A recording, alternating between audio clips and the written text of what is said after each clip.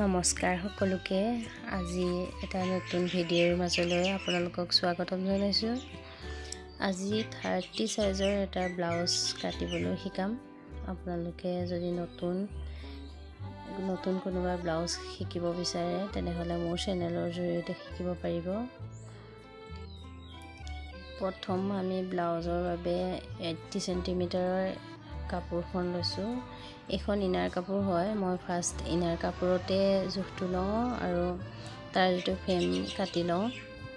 তাৰ পাছত মেইন কাপোৰটো কাটো। আপোনালোকেও যদি নতুনকৈ শিকিছে তেনেহলে এনে ধৰণে কাটিবলৈ চেষ্টা কৰিব। প্ৰথমতে মই কাপোৰখন ফোল্ড কৰি লৈছো, দুভাঁজ কৰি লৈছো। মানে কাপোৰখন মই এনে ধৰণে ফোল্ড কৰি লৈ যেহেতু আমাৰ ব্লাউজটোৰ সাইজ আছিল 30 সেই 30ৰ আমি আধা অংশ 4 ভাগৰ এভাগ মানে ল'ব লাগে।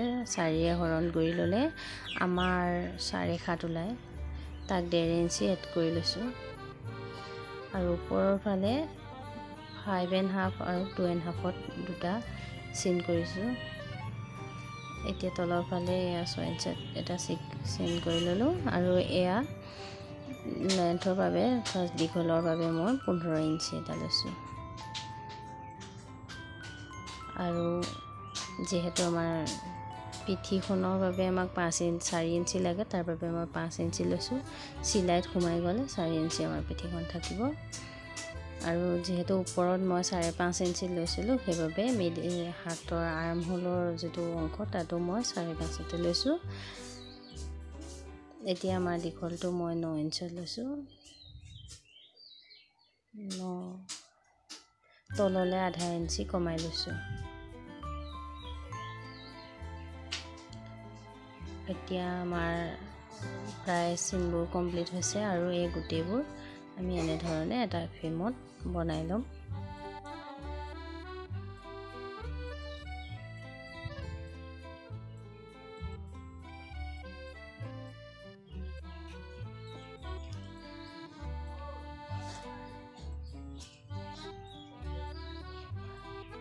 এতিয়া প্ৰায় আমাৰ গোটেই ফ্ৰেমটো আঁকি হৈছে।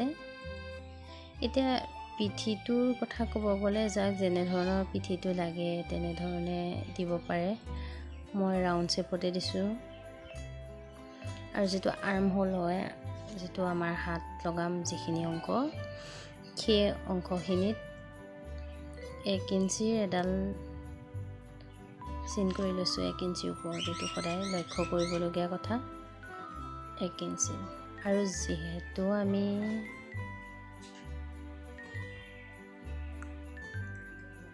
আমি ইয়াত দীঘলটো 6 লৈছিলো, তাৰ আধা অৰ্থাৎ 3 ইঞ্চিত আমি এটা চিন কৰি লৈছো।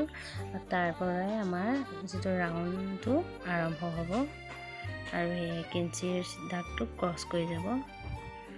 এতিয়া আমাৰ সম্পূৰ্ণ পিঠিটো হৈ গৈছে। আমি এতিয়া গোটেই পিঠিৰ সাইডটো এনে ধৰণে কাটি লম।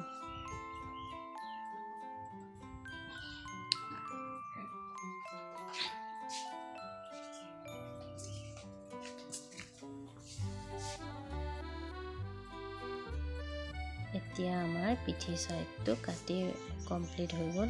এখন আমাৰ পিঠিখন। এতিয়া সেই একে ধৰণৰ এখন ফুল কাপোৰত আমি বেক সাইডটো পিঠিৰ সাইডটো আকৌ বহাই দিছো। 1.5 ইঞ্চি মান আগফালে গেপছ ৰাখিছো। আৰু বাকিখিনি সাইড আমাৰ প্ৰায় কি সেই ফ্ৰেমটোকে কপি কৰি ললেও হয়। আৰু ইয়াৰ পৰা এই আগফালে যিখিনি আমাৰ ব্ৰাকেছৰ কাটিঙৰ বাবে 1.5 ইঞ্চি এটা এক্সট্ৰা লোৱা হৈছে।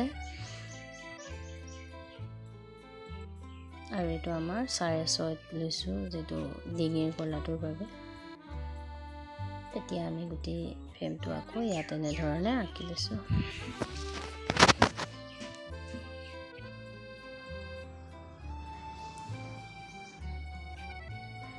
এতিয়া আমাৰ ফ্ৰণ্ট সাইডৰ যেটো ফ্ৰেম, সেই ফ্ৰেমটো প্ৰায় আঁকি হৈ গৈছে।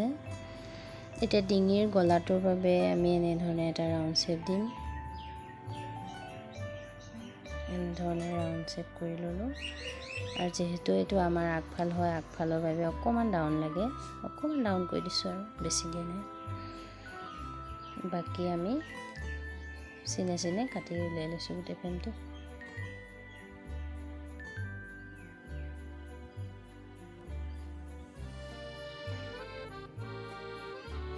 এতিয়া আমি ব্ৰাকেছৰ বাবে ওপৰৰ পৰা 6 ইঞ্চত দাগ কৰিছোঁ আৰু এইটো তলৰ ফালে আমি 7.5 ইঞ্চত এটা দাগ কৰি লৈছোঁ।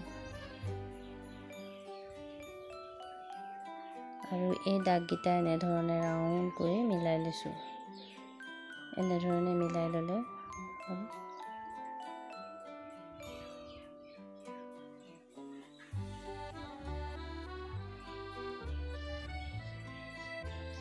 এতিয়া আমাৰ এই পাৰ্টটো কাটি হৈ গৈছে। আৰু 1 ইঞ্চি ডাউন কৰি আগফালটো মই আকৌ এবাৰ কাটি লৈছোঁ অকণমান।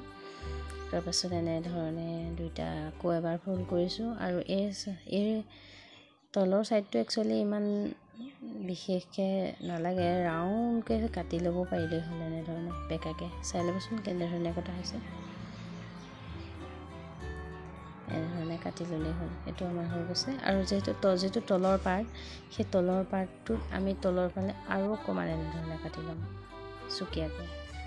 যিটো আমি পেটি লগাম তাত লগত এডজাষ্ট হৈ যাব। এয়া আমাৰ পাৰ্টকেইটা প্ৰায় কাটি হৈছে আগফালে।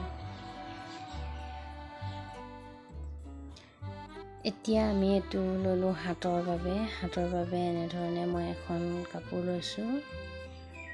তাক আমি প্ৰথমে 2 ভাঁজ কৰি ল'লোঁ। আৰু যিহেতু মোৰ হাতৰ দীঘলটো লাগে 9 ইঞ্চি, তাৰ বাবে মই 1 ইঞ্চি এটা বঢ়াই 10 ইঞ্চি কৰি ল'লোঁ। এতিয়া এই ফোল্ড কৰা অংশটো আকৌ এবাৰ এনেধৰণে ফোল্ড কৰি ল'ব। এনেধৰণে ফোল্ড কৰি লৈ এতিয়া আমি যিটো ফ্ৰেম কাটি থৈছিলোঁ সেই ফ্ৰেমটোৰ পৰা আমি জোখ ল'ম আৰ্মহোলটোৰ বাবে আমি কিমান ৰাখিছিলোঁ। আৰু এই আৰ্মহোলটো এনেধৰণে চুকীয়া কৰি ল'ব। ইয়াত আমাৰ 7.5 ইঞ্চি ওলাইছে আৰু 7.5 ইঞ্চিৰ লগত মই 1.5 ইঞ্চি এটা এড কৰি 9 ইঞ্চি কৰি ল'লোঁ। আৰু ইয়াৰ বহলটোৰ বাবে মই হাতৰ 9 ইঞ্চি ৰাখিলোঁ। আৰু এই 9 ইঞ্চিত মই এটা দাগ কৰি বাকী থকা অংশখিনি এনেধৰণে কাটি ল'লোঁ।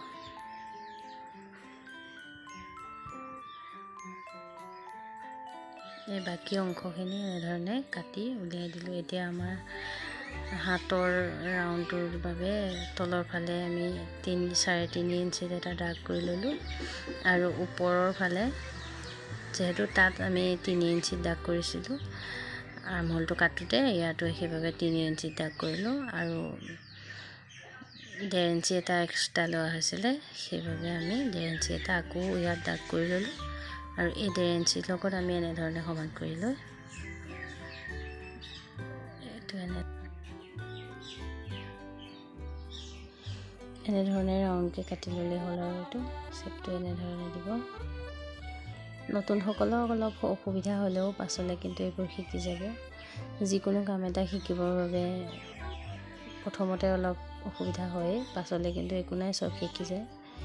যদি যিকোনো কাম এটা শিকিবৰ বাবে আগ্ৰহী হয় তেনেহ'লে শিকাটো সম্ভৱ হৈ উঠে।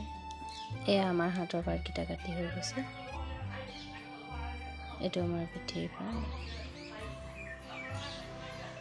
মোৰ এটা পাৰ্ট ব্লাউজৰ কাটিবলৈ থাকি গৈছিলে, সেইটো মই দেখাই দিছোঁ বাৰু এতিয়া আপোনালোকক, যিটো আগফালে লগাই।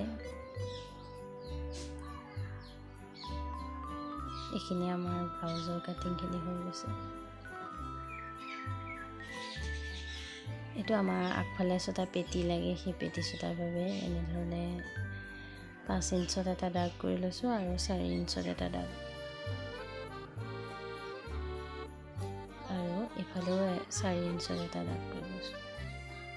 এই 4 আৰু 4 ইঞ্চৰ যিটো দাগ, সেই দাগ দুটা মই এনেধৰণে মিলাই ল'লোঁ। স্কেলৰ সহায় লওঁ মই, মোৰ হাতটো বেকা হৈ যোৱাৰ বাবে। এনেধৰণে 5 ইঞ্চিলৈ অকণমান চুকীয়াকৈ এনেধৰণে কাটি ল'লোঁ। এতিয়া আমাৰ ব্লাউজৰ গোটেই পাৰ্টখিনি কাটি হৈ গৈছে। ভিডিঅ'টো চাই যদি ভাল পাইছে লাইক কৰিব, কমেণ্ট কৰিব আৰু এনেকুৱা ধৰণৰ ভিডিঅ'বোৰ পাই থাকিবলৈ চেনেলটোক